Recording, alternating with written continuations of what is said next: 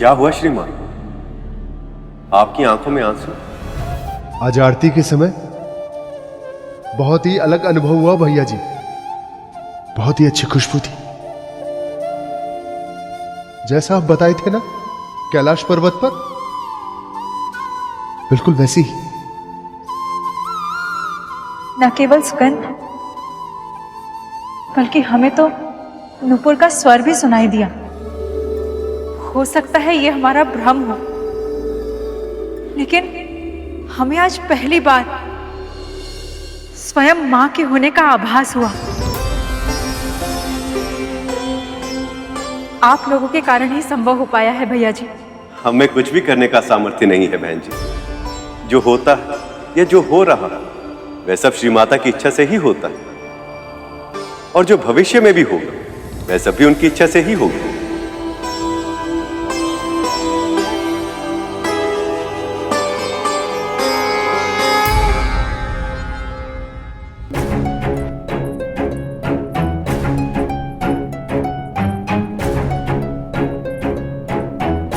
बहुत हुआ भैया, अब आप उन तीनों से छुट्टी पाइए। ऐसा क्यों कहिए जीजी, वो तो बड़े भले प्राणी। उनकी धर्म पत्नी हमें चिढ़ा रही थी और आप अपनी दीदी का अपमान होते हुए देखते रहे। कुछ कहा भी नहीं, उन्हें रोका भी नहीं।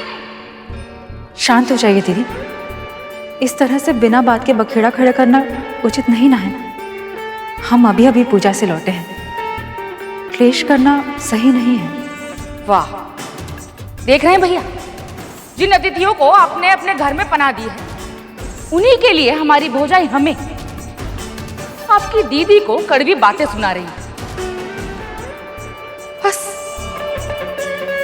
यही देखना शेष था। 2-4 दिन में वो लोग इतने सगे हो गए कि आपने हमें ही पराया कर दिया। ऐसा नहीं है दीदी। ये मत भूलिए कि आपका पुत्र नहीं है जो आपका हालचाल पूछेगा। जो है बस हम ही हैं। हम ही हैं जो आपके सुख दुख में साथ रहेंगे। पुत्र तो आपका अग्नि देने भी नहीं आएगा। कीजिए दीदी।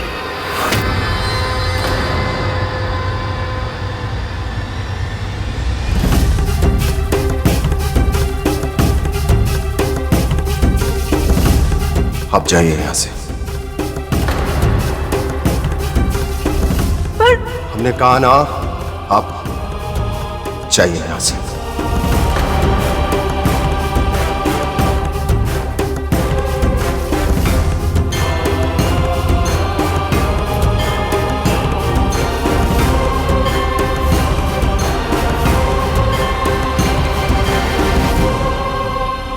आपको जब तक यहां रहना है आप आनंद से रहिए दीदी, परंतु आपसे हाथ जोड़कर हमारी विनती कि हमारे पुत्र के बारे में कोई बात मत कीजिए।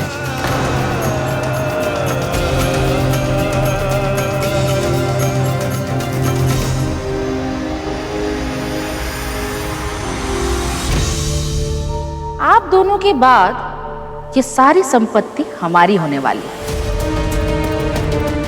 ऐसा पक्का प्रबंध करेंगे ना कि इसे हमसे कोई भी छीन नहीं पाएगा, कोई भी नहीं।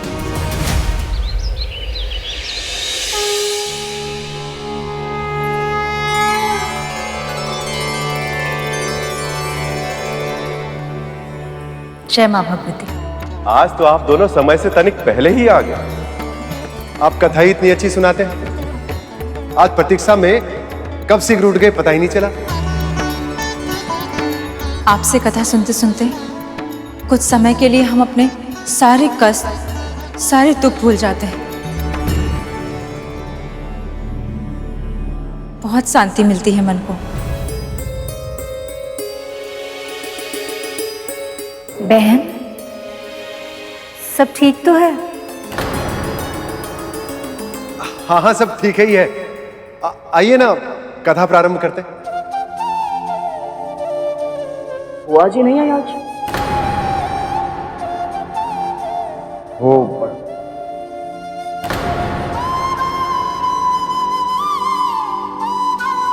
कथा का समय बीतता जा रहा है। उन्हें आना होगा तो आ जाएंगे। हम आराम करते हैं, है ना? जी।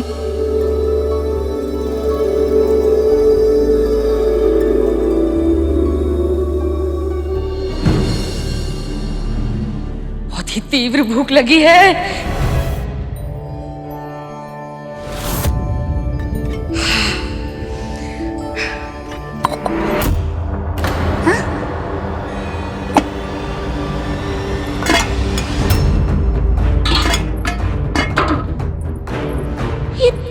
ये सारे पात्र तो रिक्त पड़े हुए हैं। हमें लगा था कि ये दोनों कून अतिथियों के यहाँ सिर्फ कथा सुनने जाते हैं, पर अब लग रहा है कि इन्होंने व्रत भी करना आरंभ कर दिया है। तभी तो न चूल्हे में अग्नि है न पात्रों में भोजन। पर अब हम क्या करें? हम तो यहाँ आए इसलिए थे कि अपने घर का कार्य ना करना पड़े। अब लगता है कि भोजन भी स्वयं ही बनाना पड़ेगा। तब तक जल्द से ही काम चला लेते हैं।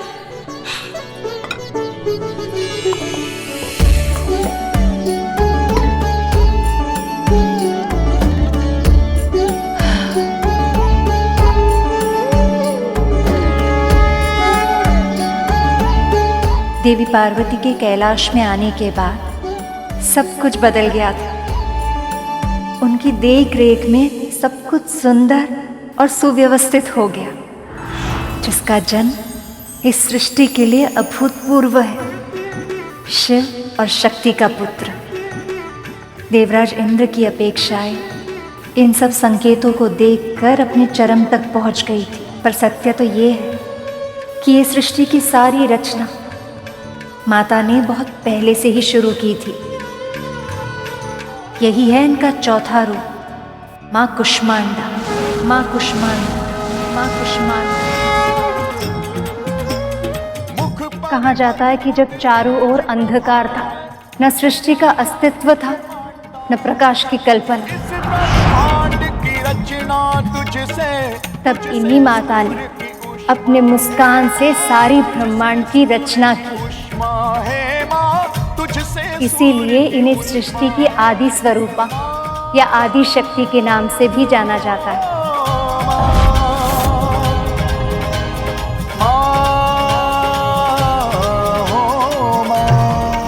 माँ कुष्मांडा का निवास सूर्य के स्तोत्र में होता है।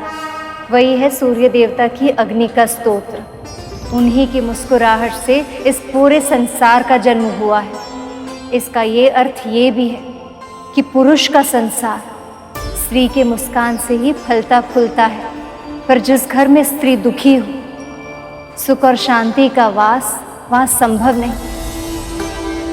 इसलिए स्त्री की इच्छा को प्राथमिकता बनाना हम पुरुषों का दायित्व। आप बहुत बुरी माँ है। मैंने आपसे बुरी माँ आज तक नहीं देखी। अरे आने दीजिए। पुत्र तो आपका अग्नि देने भी नहीं आएगा। कीजिए दीदी। अब जाइए यहाँ से। हमने कहा ना, आप जाइए यहाँ से।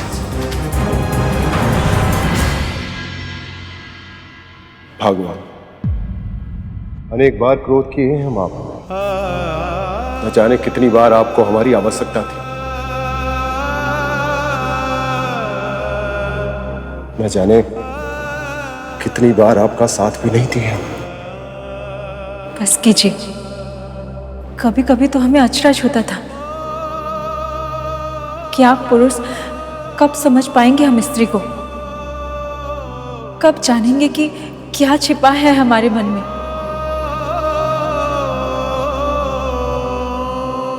भले ही देर लग गई, पर आज आपको इस बात का आभास हो गया है। हमारे लिए इतना ही पर्याप्त है।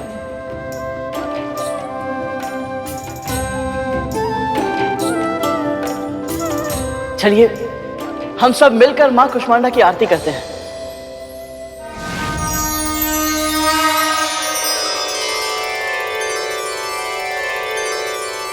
मैं आपकी भक्ति से प्रसन्न हूँ।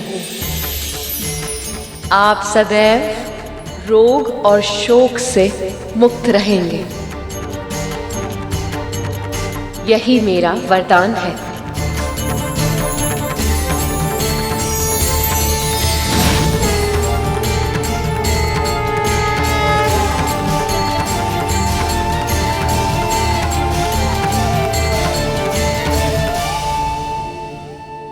भगवान,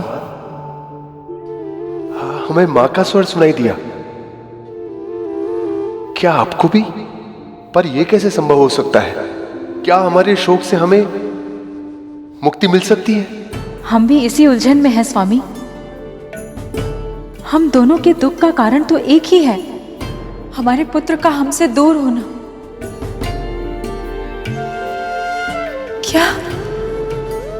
क्या सच में हमारा दुख दूर हो सकता है स्वामी?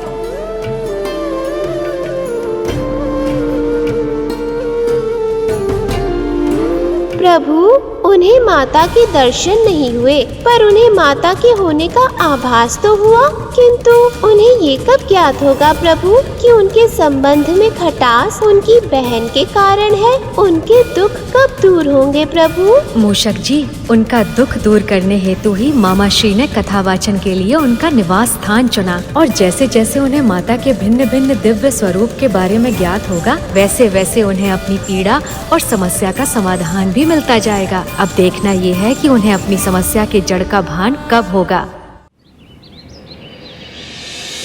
नवरात्रि के 5वें दिन हम देवी के स्कंद माता की रूप की कथा सुनेंगे। स्कंद का अर्थ होता है कुमार कार्तिकीय। प्रभु गणेश के भाई कार्तिक जी। हाँ सुपर, हम इस कथा में देवी पार्वती के उस स्वरूप को देखेंगे जब उन्होंने पूर्णता का आभास किया, जब वो माँ बनी। कीजिए कीजिए कीजिए कीजिए, जितने व्रत और पूजा कर सकते हैं कीजिए। व्रत और तप करने से पुत्र तो लौट कर नहीं आएगा, किंतु आपके भीतर का अपराध बोध जरूर कम हो जाएगा। मां होकर भी पुत्र की रक्षा नहीं कर पाई ना आप इतने कड़वे वचन क्यों कहती है बुआ जी? ऐसा है बुआ के भतीजे जी कि हमने जो कहा अपनी भौजाई को कहा और अपने भाई के सामने कहा, तो आपने बीच में कुछ क्यों कहा? आप होते कौन हैं? क्या अधिकार बनता है आपका? आपके व्यक्तिगत विषय में हस्तक्षेप करने का अधिकार हम में से किसी को नहीं, पर मनुष्यता तो यही कहती है कि दुख में साथ दिया जाए, ताने नहीं। सेवक तो सेवक, अब स्वामी जी भी ज्ञान देने लगे। आपकी ये मीठी मीठी बातों में ना मेरे भाई भौजाई जरूर फंस सकते हैं, किंतु मैं चतुर, मैं आपकी बातों में नहीं आने वाली। सुपर, ये व्रत का समय है, किसी के भड़काने पर क्रोधित होकर अपने व्रत को नहीं छोड़ना चाहिए।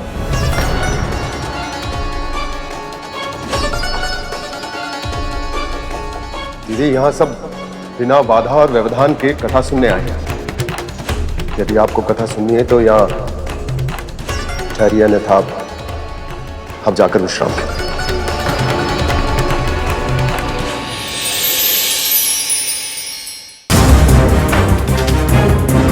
नहीं नहीं, अब कथा सुनने आए हैं तो कथा सुन के ही जाएंगे।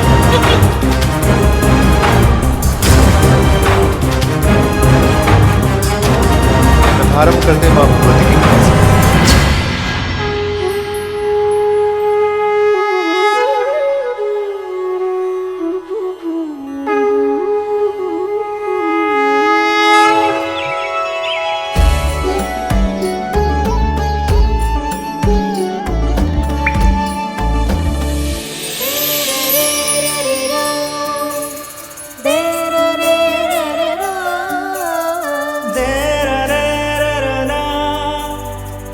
मुझे लगा था कि आपको पाने के बाद मेरे मन में कुछ और पाने की कामना जन्म नहीं लेगी, पर आज मुझे आभास हो रहा है कि मेरे हृदय की गहराई में एक और इच्छा छिपकर बैठी है,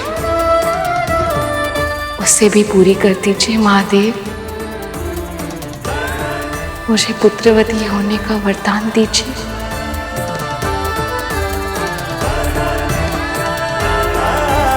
तथास्तु।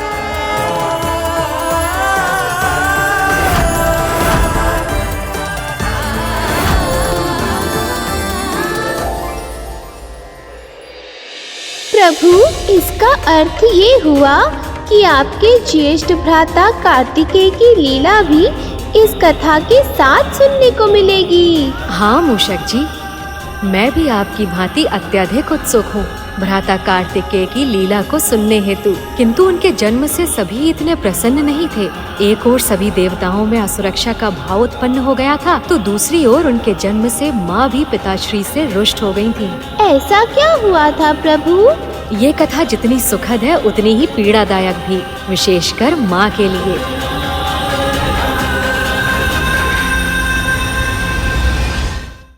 लंबी प्रतीक्षा के बाद अंत में वो क्षण आ ही गया जिसके लिए देवराज इंद्र और सभी देवता आतुर थे, व्याकुल थे। महादेव और देवी पार्वती ने लास्य नृत्य आरंभ कर दिया था और फिर वो क्षण दूर नहीं था जब उनका पुत्र जन्म लेता और वो तारकासुर का वध करता। पर तभी ऐसा कुछ हुआ जिसके किसी ने कल्पना भी नहीं की थी।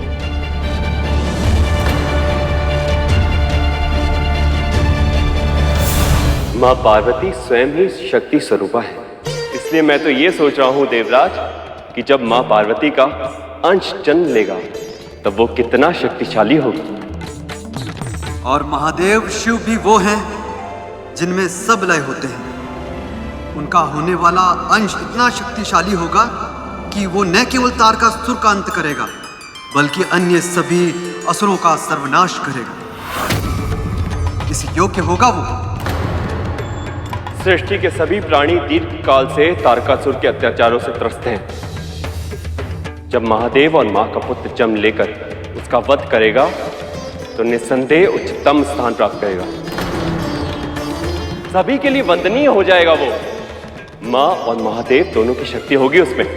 सृष्टि के सर्वोत्तम योद्धा से भी 2 गुना शक्तिशाली होगा वो। तब तो उसके ऊपर किसी का अंकुश ही नहीं रहेगा।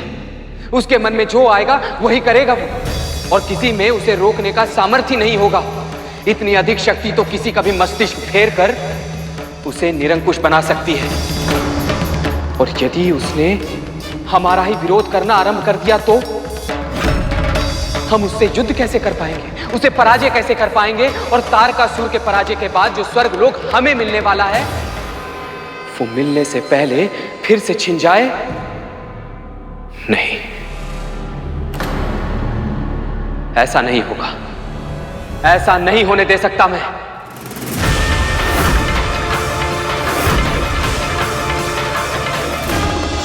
यही है जीवन की विडंबना।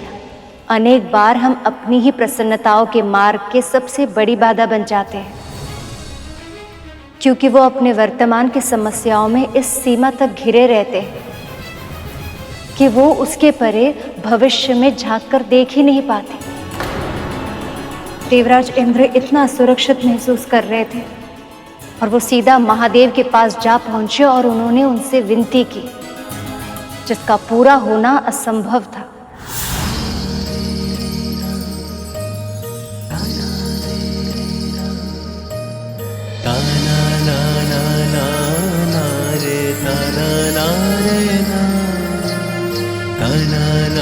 महादेव, महादेव कृपया दर्शन दीजिए। महादेव दर्शन दीजिए।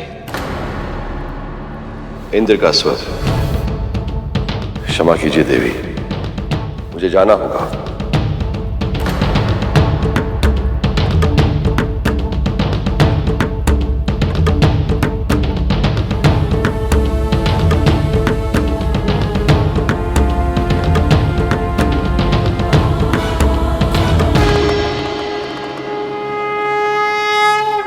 देवगण, आप यहां?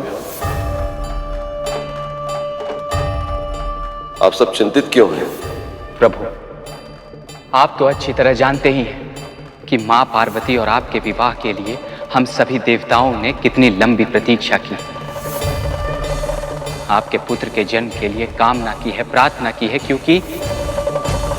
क्योंकि इस पूरी सृष्टि में केवल वही है जो तारकासुर का वध कर पाने में सक्षम होगा। केवल वही है जो इस संसार को राक्षसी अत्याचारों से मुक्त कर पाएगा प्रभु।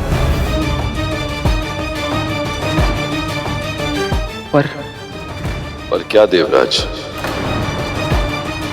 ये संकोच का ही है।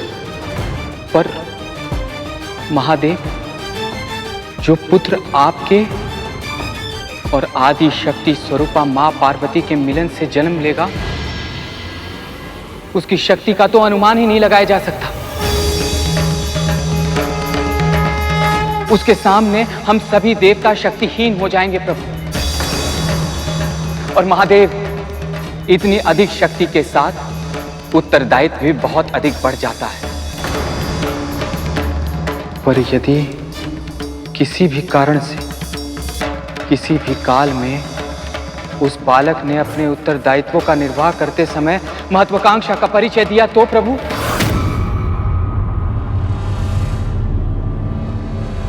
प्रभु, इतनी असीमित शक्ति यदि उसके स्थान पे किसी व्यक्ति में हुई तो वो स्वर्ग पे अपना आधिपत्य स्थापित करने के लिए एक क्षण का भी विलंब नहीं करेगा। और यदि ऐसा हुआ प्रभु, तो इन संसार की व्यवस्था संकट में पड़ जाएगी। इसीलिए महादेव, हम सभी देवता आपसे विनती करने आए हैं कि जो बालक शीघ्र ही जन्म लेने वाला है वो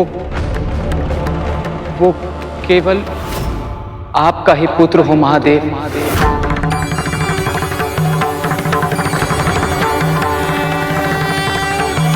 केवल आपसे ही उसकी उत्पत्ति हो। हमें ये वरदान दीजिए महादेव, हमारे मन की इच्छा पूरी कीजिए महादेव।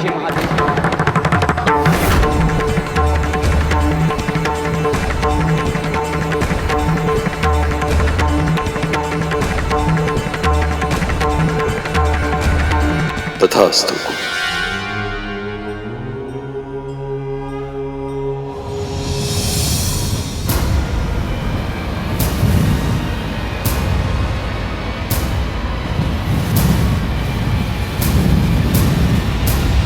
ये बात तो देवता भी जानते हैं कि एक संतान के जन्म के लिए, उसके पालन पोषण के लिए एक माँ का होना कितना आवश्यक है।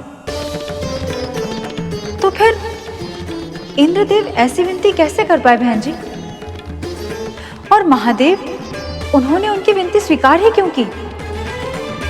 तारकासुर के कारण।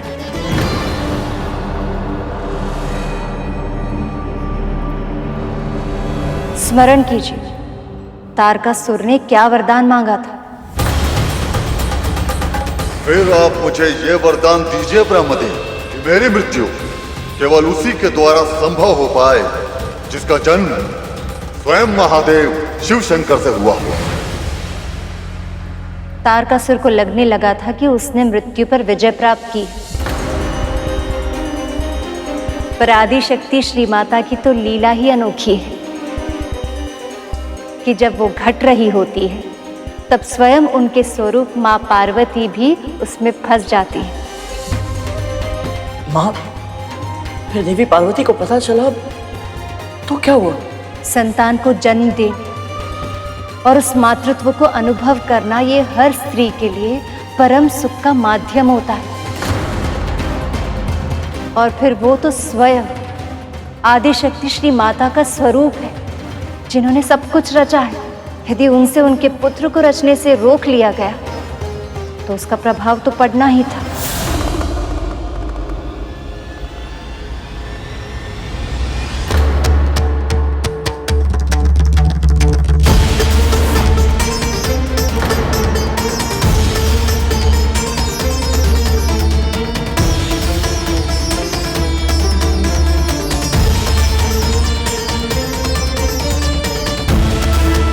ये क्या कर रहे हैं आप? पुत्र की उत्पत्ति केवल महादेव से कैसे हो सकती है? संगम और समागम की जिस क्रिया के लिए स्त्री और पुरुष दोनों की आवश्यकता होती है, उसे केवल महादेव से संपन्न कराने की प्रयास कैसे कर सकते हैं आप सब? और आपने ये क्या किया महादेव? देवताओं ने अपनी मनोकामना व्यक्त की और अपने बिना सोचे समझे उन्हें इतना बड़ा वरदान दे दिया। आपने मुझे किस धर्म संकट में डाल दिया महादेव? यदि मैं आपके वरदान को अस्वीकार करती हूं तो अपने पति के दिए हुए वचन का मान न रखने के पाप की भागी बनूंगी, और यदि इन देवताओं की अनुचित मांग को पूरा किया तो स्वयं संतान के सुख से वंचित रह जाऊंगी। हमारा पुत्र तो हमारे प्रेम का फल होता महादेव, हमारे जीवन का वरदान, हमारे वाटिका का फूल। उसे कब और कैसे जन्म लेना है, उसमें व्यवधान डालने वाले ये सब होते कौन हैं?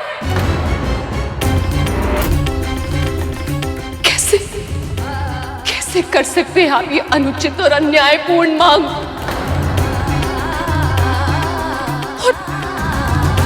और आपने तनिक भी नहीं सोचा मेरे बारे में और इतना बड़ा वरदान दे दिया। एक स्त्री को ममता के सुख से वंचित रखने से बड़ा अपराध और कोई नहीं है। क्या दोष था मेरा महादेव कि मुझे इतना बड़ा दंड मिला?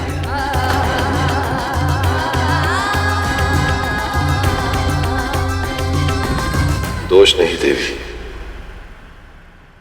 कर्तव्य है हमारा। ये सब हमारी ही संतानें हैं।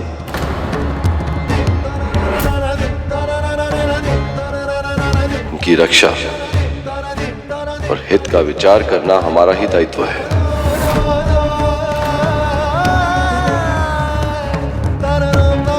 आप तो संतुलन के साधक हैं। इन सभी उद्देश्य को एक साथ साधने का और कोई उपाय नहीं था आपके पास महादेव? तो भोले भंडारी किसी का भी कष्ट नहीं देख पाते, अपने विषय में तनिक भी नहीं सोचते। आठों पहर परोपकार का विचार छाया रहता है आपके इस मन मस्तिष्क में, और आज भी ऐसा ही हुआ।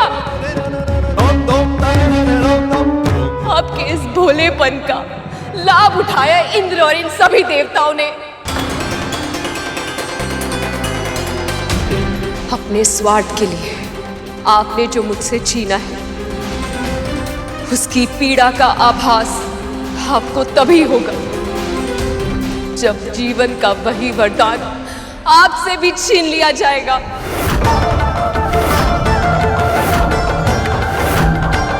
वैसी ही पीड़ा आपके हृदय को कराहेगी। तब आप समझेंगे मेरे इस क्रोध का कारण।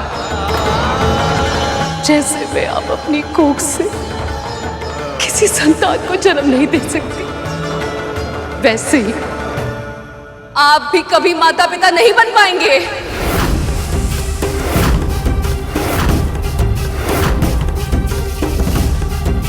संतान उत्पन्न करने के लिए आपको किसी न किसी पृथ्वीवासी पर ही निर्भर रहना होगा,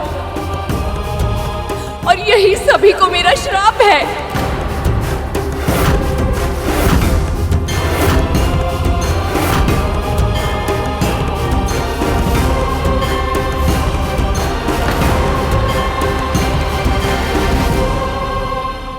माँ ने इतना बड़ा श्राप दे दिया देवताओं को।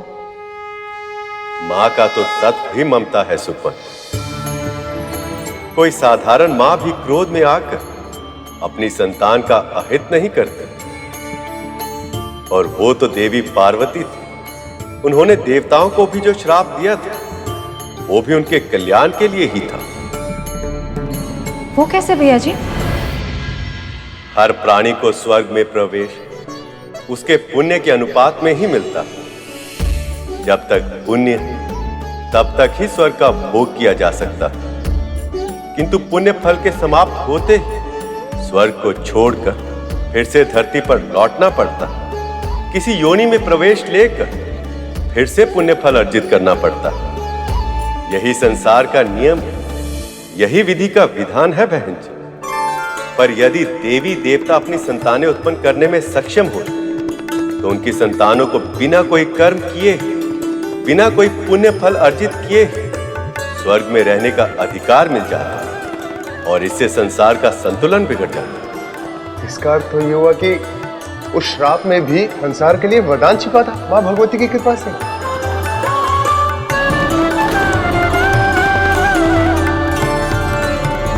परंतु एक प्रश्न है, माँ के बिना कार्तिकेय जी का जन्म हुआ कैसे? जब से महादेव ने देवराज इंद्र को वरदान दिया था, तब से देवी पार्वती बहुत दुखी अनुभव कर रही थी।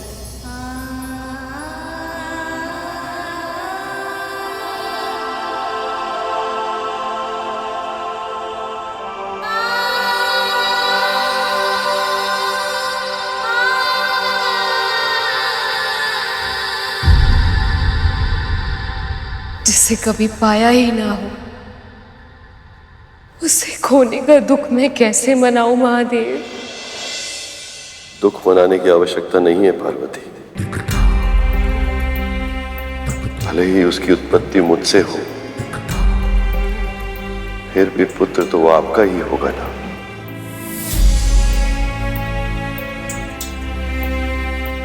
पर मैं उसे जन्म क्यों नहीं दे सकती प्रभु? क्योंकि केवल तारकासुर का वरदान एकमात्र कारण तो नहीं हो सकता कि आप मुझे और स्वयं को इतने सुंदर अनुभव से वंचित रखें।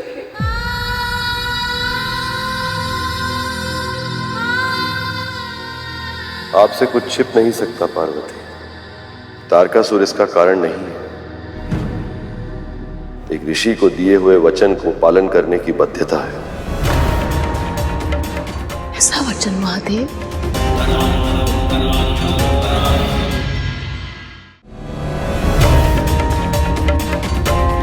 आइए पार्वती, आपकी किसी से भेंट करानी है।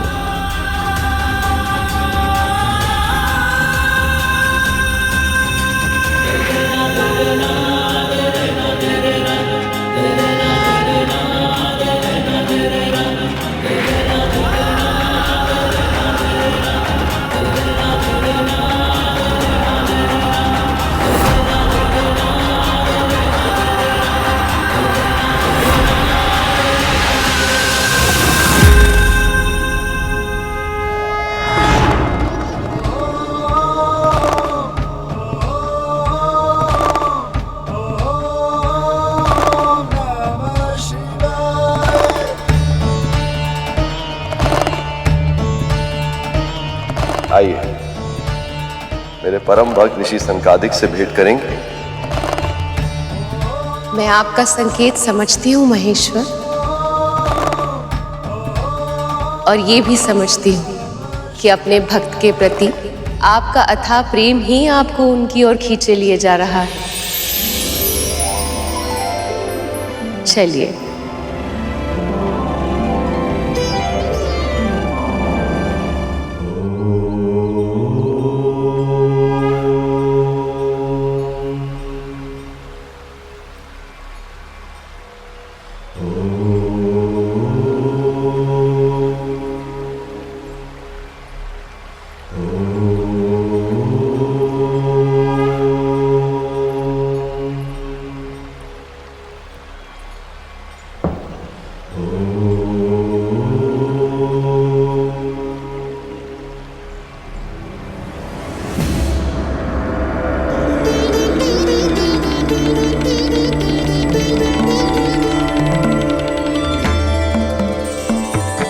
महादेव, माँ पार्वती, प्रणाम।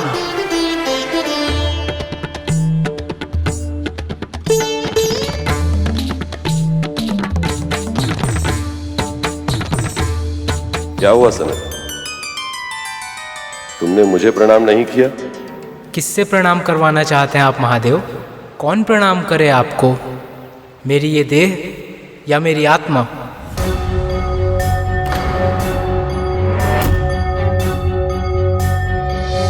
क्योंकि यदि आप चाहते हैं कि मेरी देह आपको प्रणाम करे तो ये तो नश्वर है और यदि आप चाहते हैं कि मेरी आत्मा आपको प्रणाम करे तो वो तो उसी का अंश है जो आप हैं।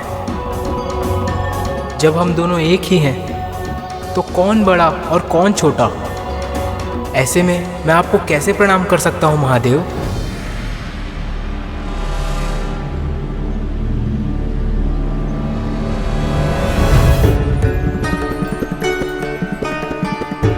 सनत, ये तुम क्या? सत्य कहा सनत। मैं तुम्हारे तत्व ज्ञान से बहुत प्रभावित हूँ। वरदान मांगो। पर महादेव, मैं आपसे वरदान कैसे मांग सकता हूँ जब हम दोनों एक ही हैं? किंतु यदि आप चाहते हैं कि आप मुझे वरदान दे तो मुझे वरदान दीजिए कि भविष्य में मैं केवल आपके पुत्र के रूप में जन्म लूं।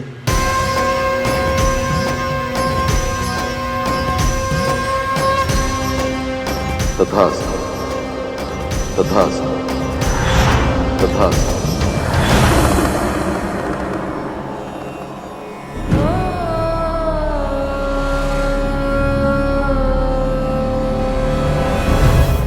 एक वचन का पालन करने की और एक ऋषि की इच्छा का सम्मान रखने की विवशता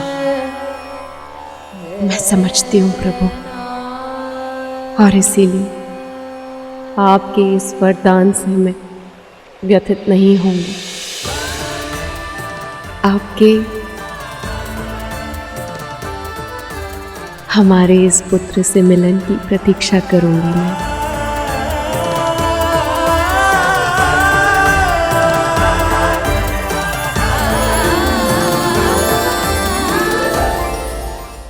देवी पार्वती तो प्रतीक्षा करने के लिए तैयार थी, किंतु देवराज इंद्र और अन्य सभी देवता स्वर्ग और अपनी शक्ति वापस पाने के लिए आतुर थे।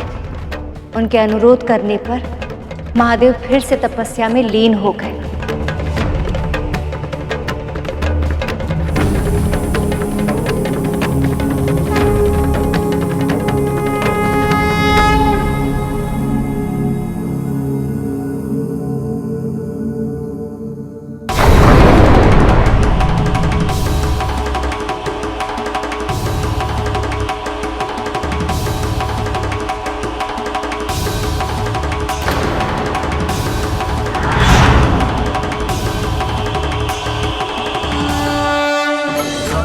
महादेव से प्रकट हुई उस ऊर्जा में इतना तेज था, इतना बल था कि सब उसे देखकर चकित हो गए।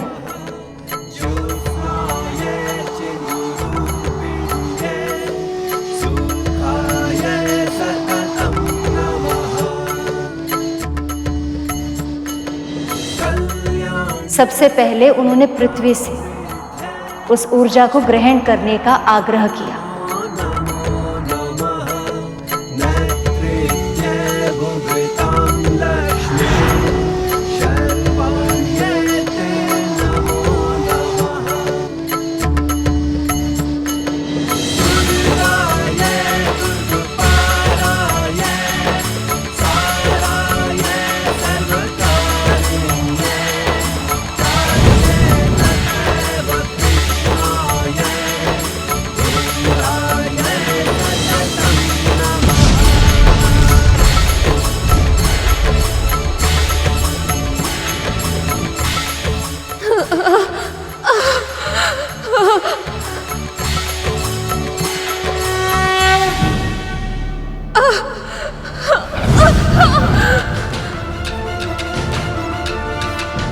जब पृथ्वी उसे नहीं सह पाई तो वायुदेव ने प्रयास किया। मेरा इस ऊर्जा को सहन कर पाना संभव है अग्निदेव? आप तो ताप की देवता हैं, आप ही इस ऊर्जा को संभाल सकते हैं। ये लीजिए।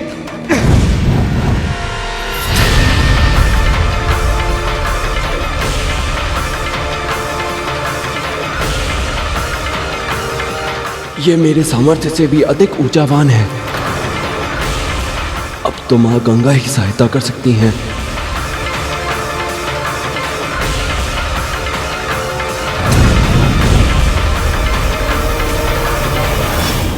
पृथ्वी, वायु, अग्नि जब तीनों तत्व असफल हो गए तब उन्होंने उस ऊर्जा को जल में अर्थात देवी गंगा को सौंपना चाहा।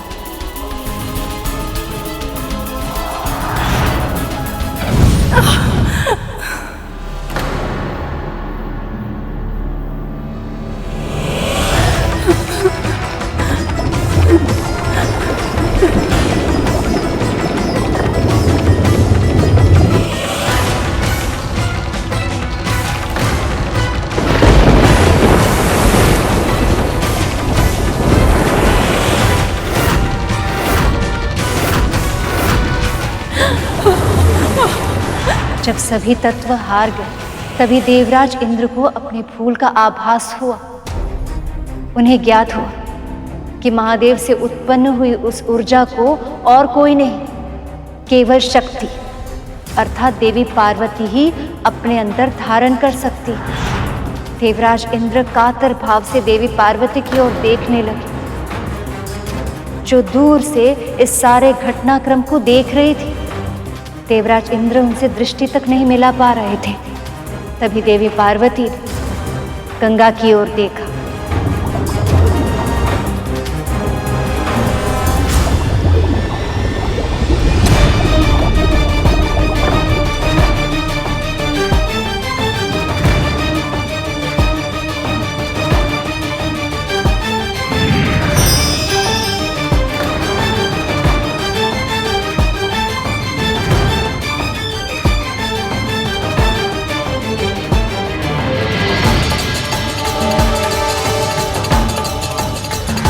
जिस सरकंडा घास पर वो ऊर्जा गिरी थी वो भी देवी पार्वती का ही एक सूक्ष्म रूप था।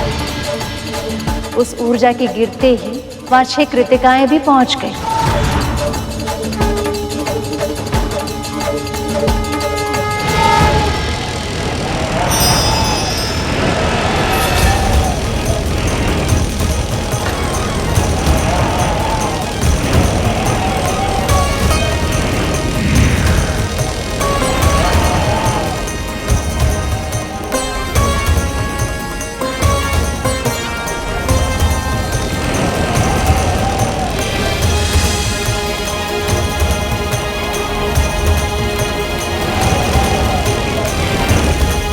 सचमुच अतुल्य है ये ऊर्जा, अतुल्य होगा ये शिवपुत्र।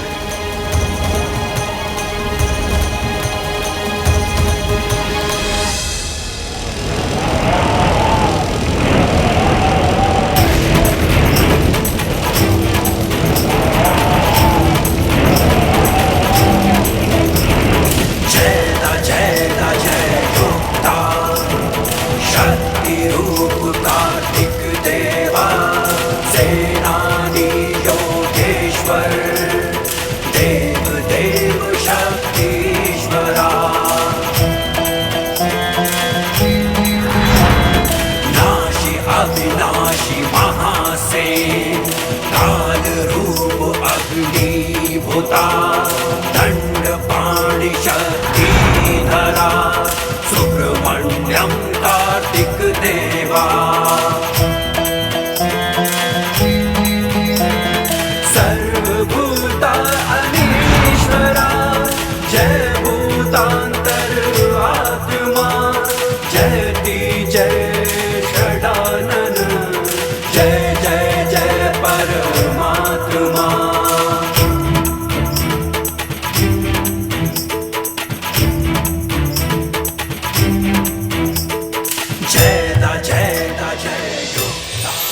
उन 6 कृतिकाओं ने उसका पालन पोषण करके उसे बड़ा किया और जब उसका स्वरूप उन सबके सामने प्रकट हुआ तब उन्होंने उसे आशीर्वाद दिया।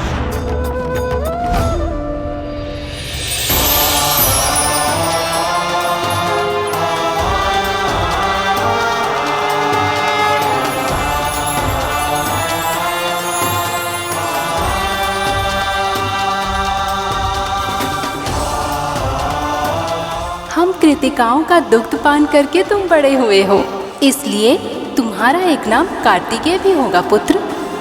इसलिए तुम्हारा एक नाम कार्तिकेय भी होगा पुत्र। और पुत्र 6 कृतिकाओं के प्रतीक स्वरूप तुम्हें षडनार अर्थात 6 हाथों वाला भी कहा जाएगा।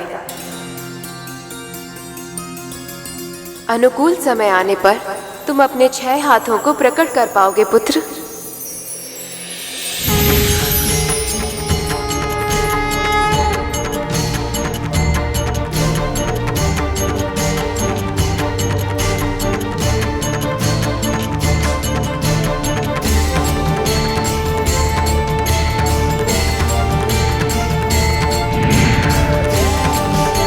आप सब मेरी माँ हैं।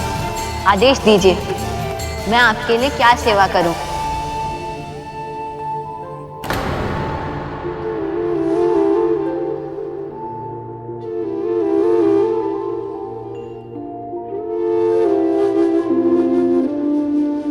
ना केवल इस पुत्र का जन्म मेरे बिना हुआ है,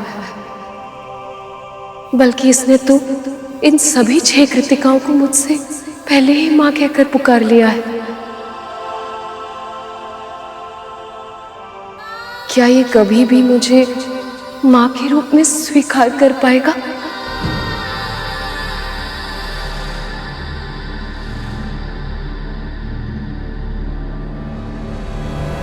तुमने हमें माँ पुकारकर सृष्टि का सबसे अद्भुत संबोधन देकर धन्य कर दिया पुत्र।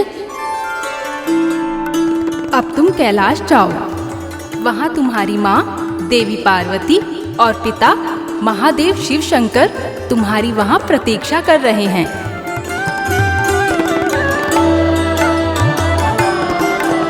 पुत्र, तुम वही करोगे जो वो कहेंगे। उनके आदेशों का पालन करना ही तुम्हारा धर्म है।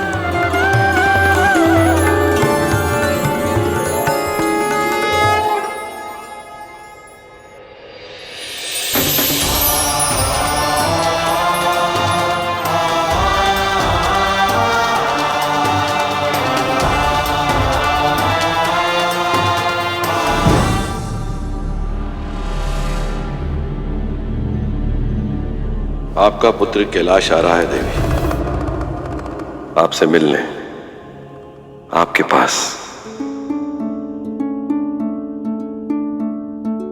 वो बालक है, अबोध भी है, जानता तक नहीं कि वो कौन है, उसका जन्म किससे और किस उद्देश्य के लिए हुआ है। भले ही उसकी उत्पत्ति मुझसे हुई हो, पर सब कुछ जानने का, समझने का सामर्थ्य उसे आपसे मिलेगा।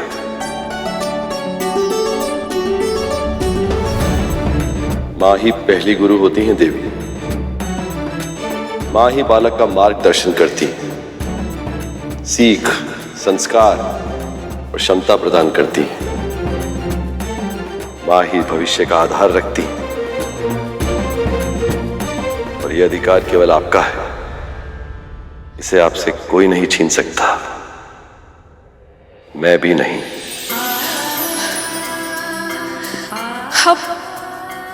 आप सत्य कह रहे हैं महादेव। मेरा पुत्र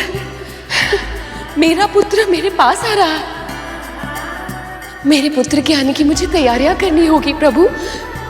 नंदी, श्रृंगी, मेरा पुत्र आ रहा है। मेरे पुत्र के आने की तैयारियां करनी होगी। ऐसा वातावरण करना होगा कि वो जिस ओर दृष्टि करे उसे बस मेरी ही ममता दिखाई दे। जाओ, उसके स्वागत की तैयारी करो, जाओ।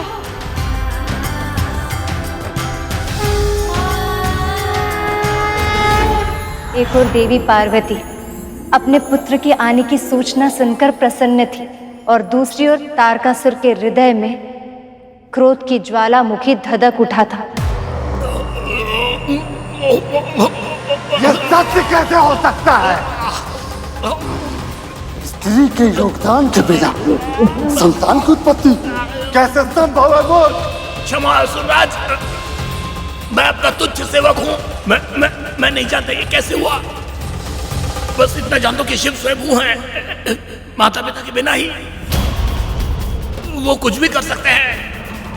और तो और मैंने ये भी सुना है कि पार्वती कोई साधारण स्त्री नहीं है, आदि शक्ति का स्वरूप है। संसार में ऐसा कुछ भी नहीं है जो वो नहीं कर सकती। विरोधी की प्रशंसा कर रहा है दुर्बुद्धि।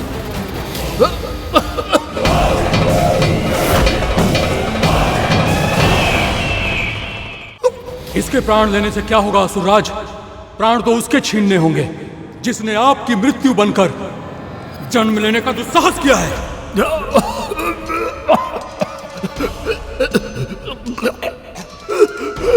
परंतु हम उसकी हत्या कैसे कर सकते हैं? उसमें शिव का अंश है। नहीं असुरराज, नहीं। यदि आपकी आज्ञा हो तो मैं अपना सुझाव दूंगा। इस परिस्थिति में यही उत्तम होगा कि स्वर्ग लोग देवताओं को लौटा दें। हमें समय मिल जाए और भविष्य में हमें एक और वरदान। जिस तारकासुर को इंद्र, अग्नि, वायु, वरुण और देवताओं की पूरी सेना मिलकर भी पराजित नहीं कर पाई, उसे ये 10 वर्ष का बालक पराजित करेगा।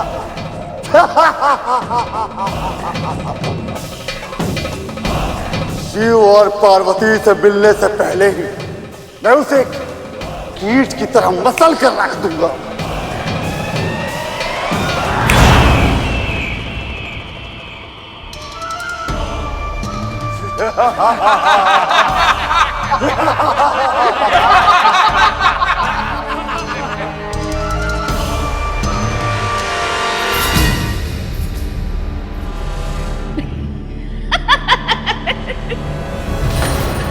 उसके सामने इतना बड़ा संकट खड़ा था और वो मूर्ख तितलियां उड़ा रहा था।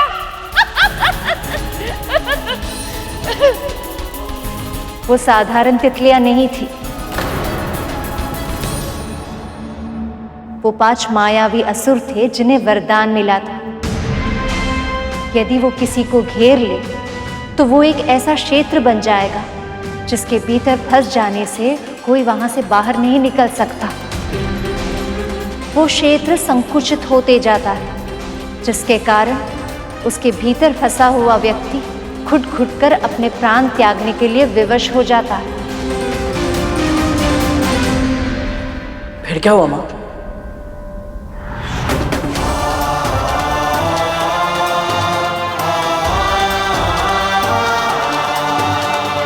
कैसे होंगे पिता महादेव?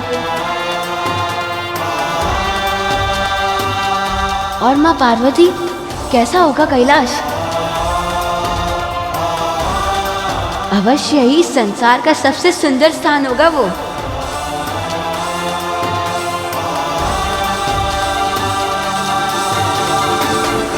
अरे इतनी सुंदर तितली,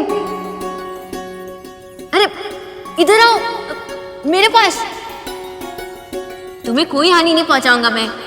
अरे आओ ना।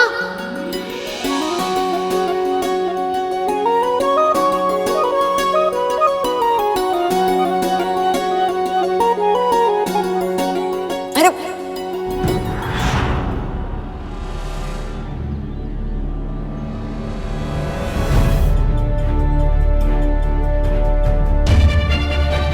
अभी तो एक ही थी, इतनी शीघ्र अपनी सखियों को भी बुला लाए।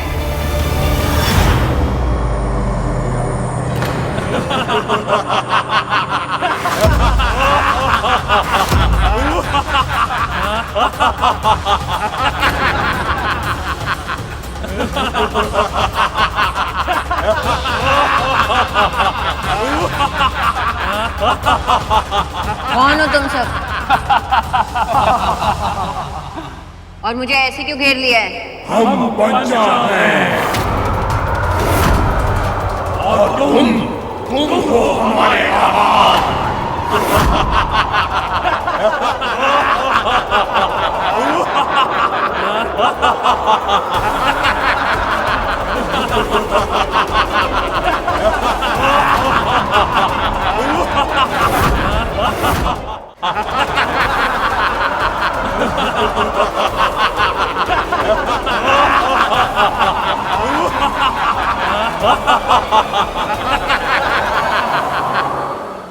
माँ,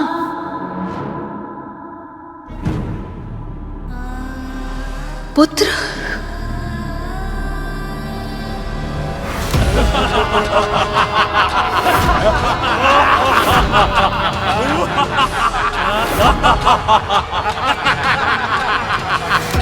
पुत्र, मैं अभी आई पुत्र, इसी क्षण तेरे पास पहुंच जाऊंगी और उन सभी असुरों को नष्ट कर दूंगी।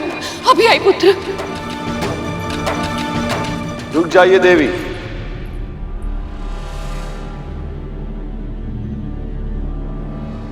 मत जाइए। प्रभु, हमारा पुत्र संकट में है। क्रूर राक्षसों से घिर गया है वो, और आप चाहते हैं कि मैं उसकी रक्षा ना करूं?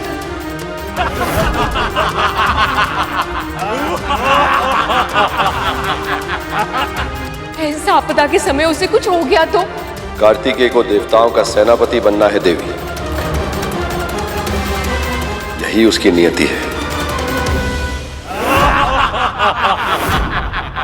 सभी उसकी आयु को देखकर संशय में, सबके लिए विश्वास करना कठिन हो रहा है कि इतना छोटा सा बालक इतने महत्वपूर्ण पद को कैसे निभाएगा, कैसे उसके योग्य बनेगा।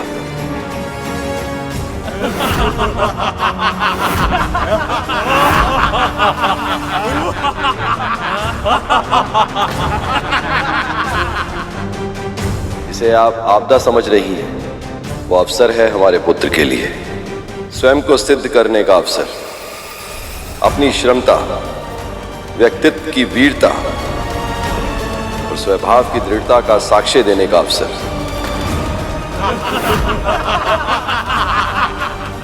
हे श्री माता, इस बालक को शक्ति दीजिए। अब शीघ्र ही इस बालक का अंत करके महाराज तारकासुर की अमरता पुनः सुनिश्चित कर देंगे हम। देवताओं का सम्मान और अपना आत्मविश्वास पाने का अवसर, और ये सब उसे तभी मिलेगा जब वो उसे स्वयं अर्जित करेगा, किसी की सहायता से नहीं, स्वयं आत्मबल से।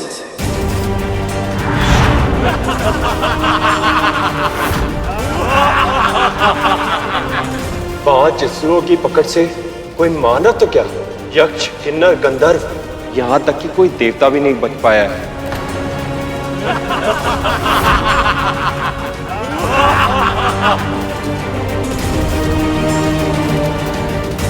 महादेव ने कितनी सरलता से कह दिया कि हमारे पुत्र को अपनी योग्यता सिद्ध करने की आवश्यकता है, किंतु ये छोटा सा बालक इन शक्तिशाली मायावी असुरों से कैसे लड़ेगा?